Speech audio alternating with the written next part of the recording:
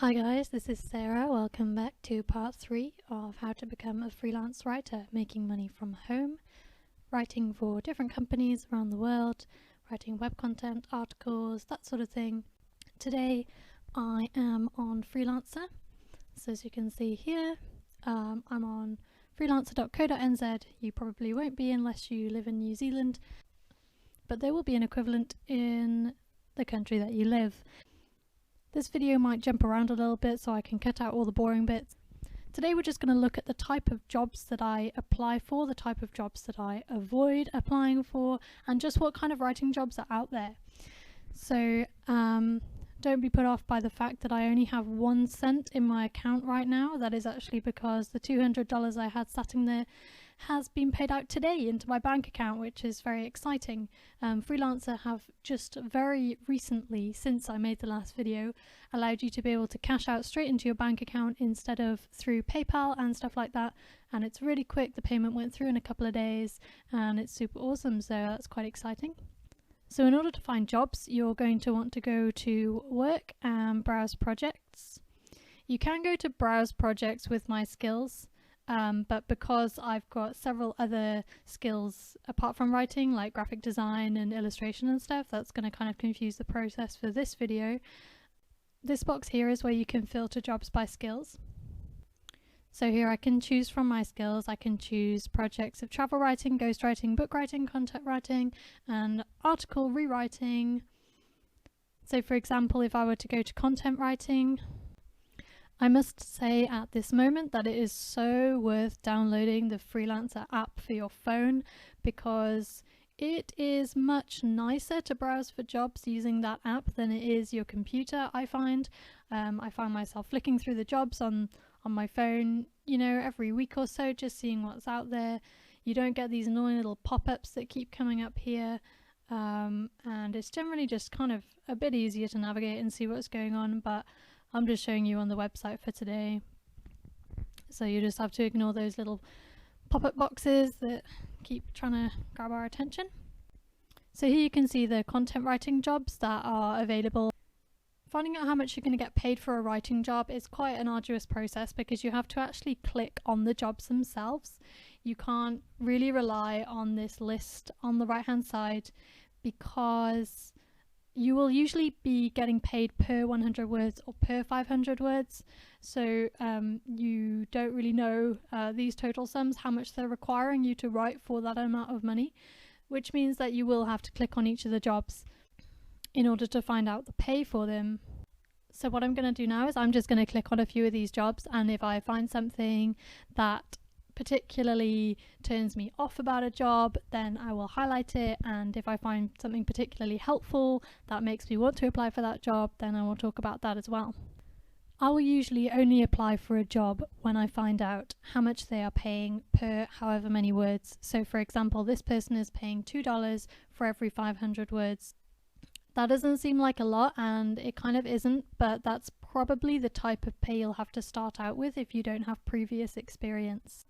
So the pay will vary. As you can see here, this job I'm highlighting currently pays $10 US per 500 words, so that's obviously a lot better paid, and you can see there are more people bidding on that project because the pay is better.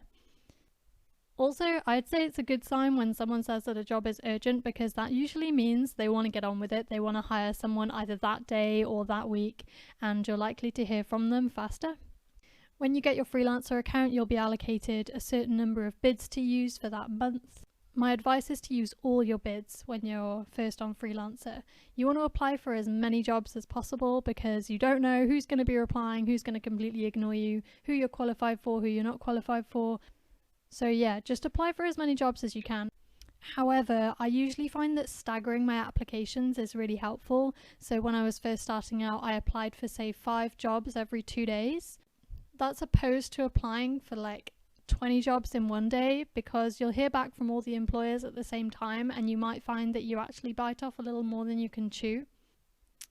Some of the jobs will say long term, some of the jobs will say long term if you do a good job. This job here just says 20 articles, so you know that it's not like a real long-term thing, it's just one project. This job and many other jobs will ask you to bid for how much you are willing to do that job for. So for a lot of jobs, because not every job will say we are paying $4 per 400 words or whatever it is, you will have to say that in your proposal. I think that $1 per 100 words or $5 per 500 words is perfectly reasonable. Not every employer will take you up on that. Not every employer will be able to afford to take you up on that. Some employers, as I said in a previous video, are just looking for words. They're not really looking for quality, and you're probably not the person for them. They're looking for someone who will write 1,000 words for 70 cents. So yeah, it depends how much work you want to take on, how quickly you can write. Yeah, all of those type of things.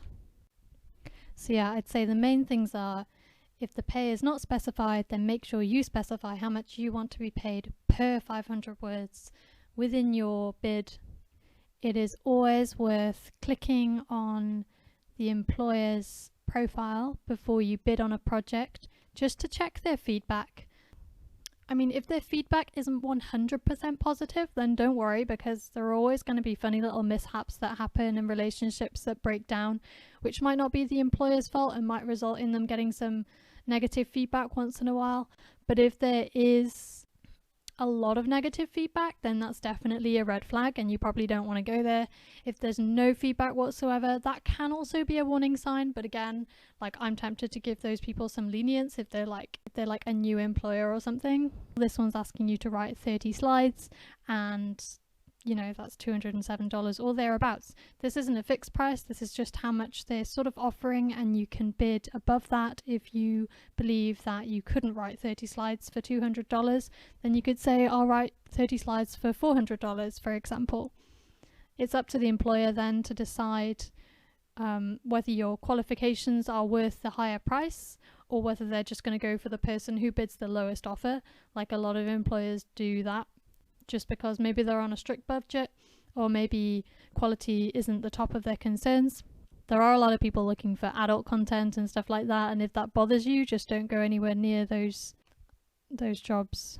Some jobs are just really basic, simple. They'll just say like, need web content, and that's it. I tend to avoid those jobs because I'm thinking, if the employer can't be bothered to actually write a bit of a job description, then I don't know, it's a little bit worrying to me. Okay guys, I hope some of this was helpful. Next time I'm going to show you how to go about actually applying for the job, what to write in terms of your application and things like that. So I will see you then. Bye.